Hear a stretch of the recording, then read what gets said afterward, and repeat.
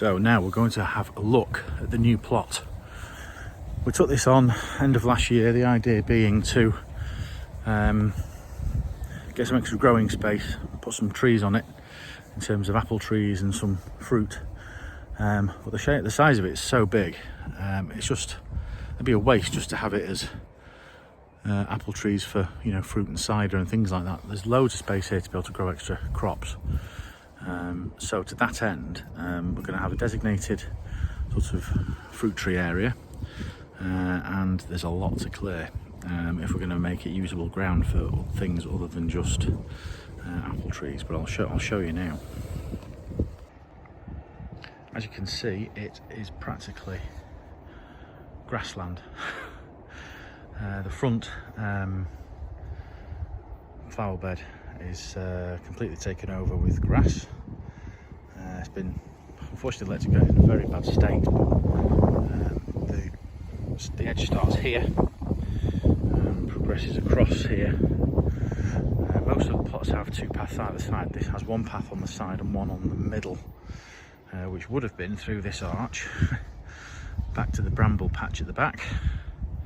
But this is quite a project that we've taken on for this year. The other plots obviously fully in use and weeded and under cultivation, but this is obviously something else entirely.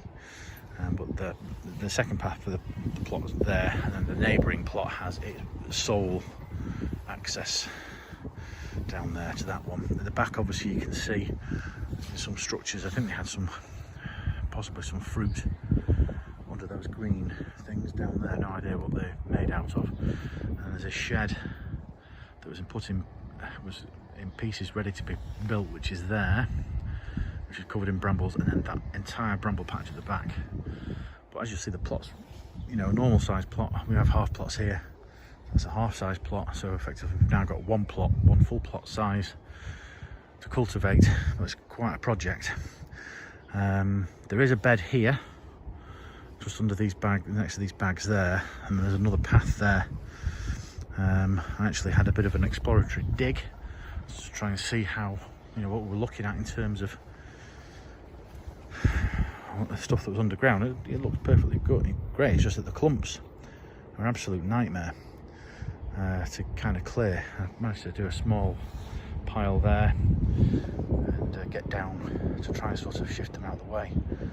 I'm tempted to potentially dig that bed out and pile the sods, because it is really just grass. So that's one, and pile the sods to hopefully get them to decompose. Some weird and wonderful weeds in here, but if we can try and get that bed clear, there's a path here which is obviously fairly tussocky, so I might have to try and get that under control. And there's another grass path here before there's then another square of beds there. So I'll try and get that, maybe for potatoes, if I can get it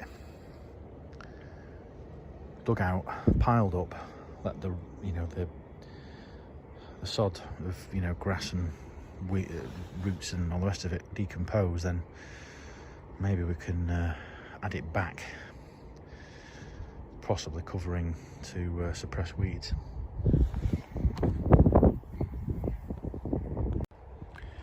I have put some cardboard down to try and kill off what's underneath. I saw a great video the other day, which was the idea being to put sheets of cardboard down. Obviously these are weighted down because of the storms that we've had, with old pallets and some reclaimed wood from some work that was going on one of the access roads.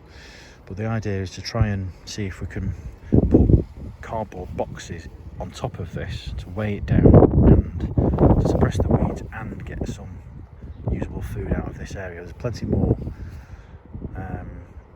cardboard sheets in the shed, where if I can get boxes to put soil in and get some crops in, we can kind of create temporary raised beds which will hopefully suppress the weeds and provide sort of no dig base, just to try and keep things under control. But that's, I think, going to be a bit of a trial run. because everything is so, it's almost impossible to see what it's like underneath, just with these tussocks that are everywhere, is to try and hope that they will die off to some extent with the exclusion of light, and then get some no-dig on top of it. And there's always the other option, which is that it's just going to take a lot of hard work and effort to try and get it cleared by hand. But I really would like to try the no-dig approach if I possibly could as a starting point. But yeah, these are weighted down for now. They've only really just gone down. There's no point peeling anything back to show you whether anything's dying or not, because it's only been down about 2 weeks. So there's that, I think, will give us a bit of an option to get an area clear, to get some crops in, as well as digging this bed out and piling the sod up at one end or on the plot somewhere else, just simply to try and keep the material and fertility on the site rather than bagging it up and taking it away, just as a kind of hot heap to try and kill what is been taken out of that bed to get some usable crops in it. But no, it's looking pretty ropey. It does need a lot of work, but it's been not really the weather to be able to get down here and get things under control. And I have absolutely no idea what I'm going to do with that bramble patch, apart from maybe nuke it from orbit. But yeah, that's the new plot. Hopefully a bit more of a project that will be interesting rather than just seeing things get planted. Set a time lapse or maybe get some proper digging done, and you can watch me toil. But that's the new plot. Shed comes with it, obviously. Now full of cardboard and some leftover pots. But yeah, some apple trees as well, and a plum, which I'll have to prune. But they're looking pretty good.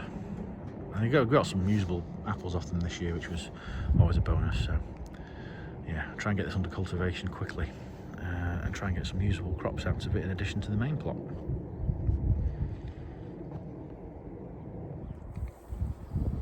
So thank you for watching today. Really appreciate you keeping up tabs with what we're doing here at the allotment.